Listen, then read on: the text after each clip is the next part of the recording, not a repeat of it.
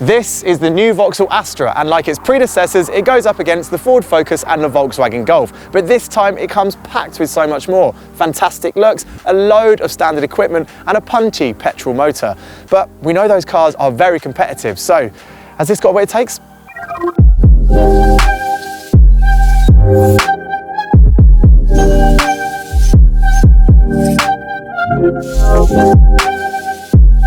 So this GS model starts from just over £28,000, and with this slightly bland grey metallic paint on it, it costs close to £29,000. So it's right up there with the likes of the Golf and a little bit above the starting price of the Focus. But for that, you do get 130 horsepower and a load of design features, which I think are very, very nice indeed. It looks excellent up front with these sharp headlights, a slight retro look to the grille as well. And then around the back, you've got these pinched tail lights, which I think look really very good, even when the car is dressed in this pretty bland specification. So what's it like behind the wheel of this new Astra? Well, this is actually the slightly peppier 130 horsepower version of this 1.2 car. You can get one with 110 horsepower, but this is the slightly nippier car, and I think one many Brits will appreciate because it can crack the 0 to 62 mile/hour sprint in 9.7 seconds, which means it's got a respectable performance, and it will do 130 miles per hour. So basically all that means is when it comes to city driving or motorway driving, or like now, B-road driving, you've got more than enough punch. If I drop it into third, down into second, put my foot down, 30, 40, 45, 50, pulls really nicely, and there's a lovely 3-cylinder growl from under the bonnet.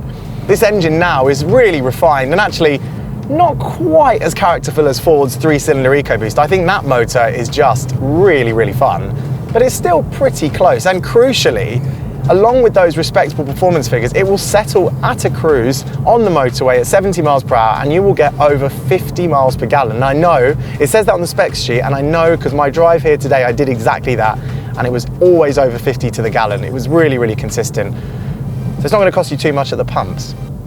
And handily, especially in this GS model, which wears some sporty trim and 17-inch wheels. In this car, it's got grey against black wheels, so it looks sporty, if not a little bit dull.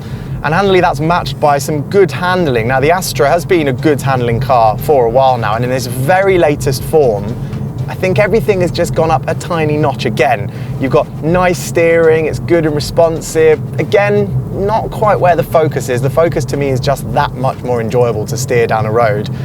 But it does feel very composed, this car, and it rides nicely as well. I've tested it over speed humps in town, and we've driven on some very rough B roads today. And as I come into this bend here, if I drop it down a gear, just thread it into the corner, it just corners so nice and flat.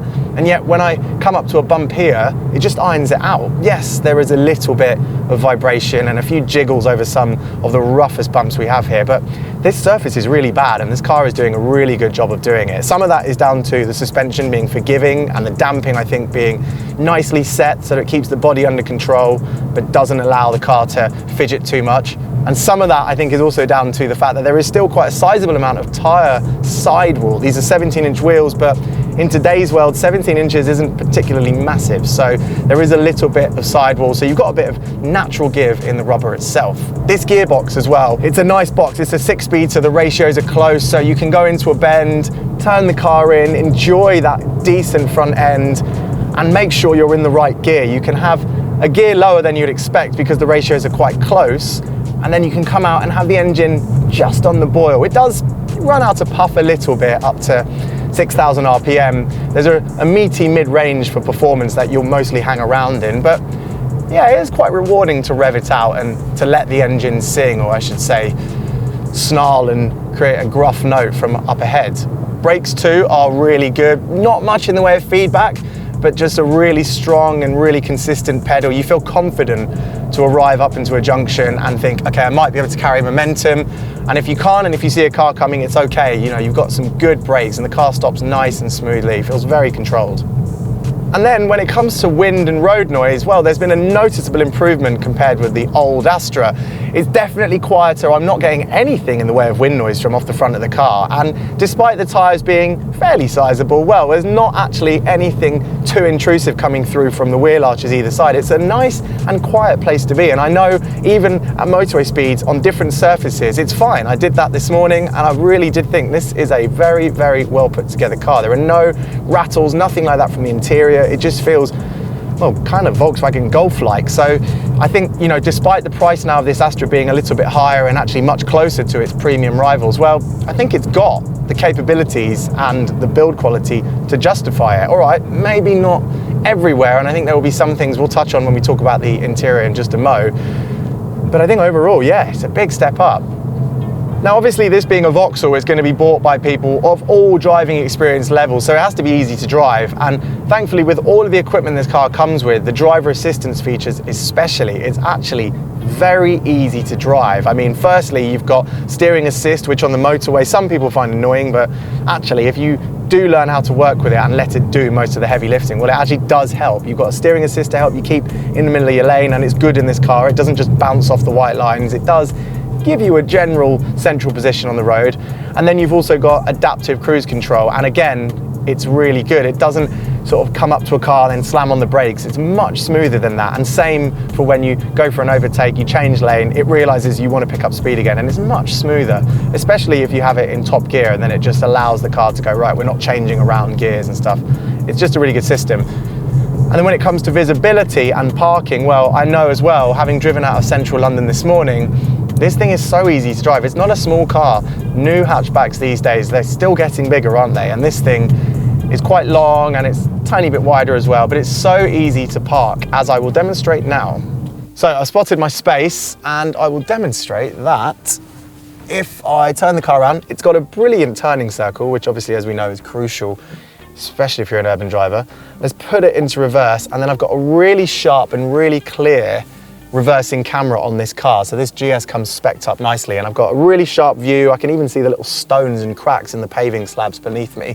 And then I have a 360 view as well, which actually doesn't just project all around the car's front and rear, but also around the doors, which isn't something you get on all cars. So it means I know even if there's an unsighted pillar down here or over there, I can see on this 360 really clearly. And again, it's such a sharp view. It's really, really impressive actually, and it makes parking so easy, and I can get right up to the wall behind me. And then of course you've got parking sensors as well, so it's just so simple. And then it zooms in as well, so it's really, really smart. Very, very easy to drive this thing in a tight city. But as I said, if you find yourself on the open road, totally at home as well.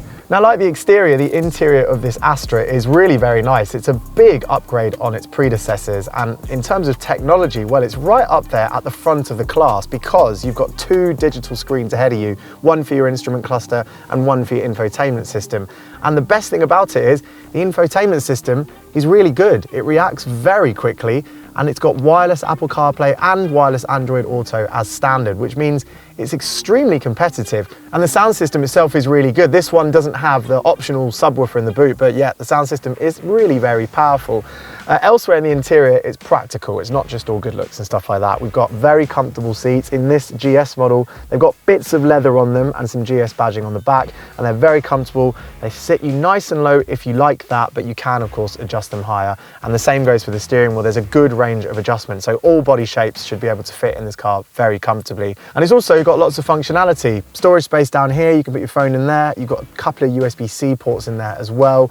You've also got 3 cup holders as well. You've got 2 larger size ones and then a smaller one here. So in theory, you could have 3 things in there at the same time. And there's space for keep cups down in the door pockets as well on both sides, extra room down there. And then you've also got this big section in here. If I open it up, it goes really deep in this model, so you can put loads of things in there, maybe even a smaller handbag.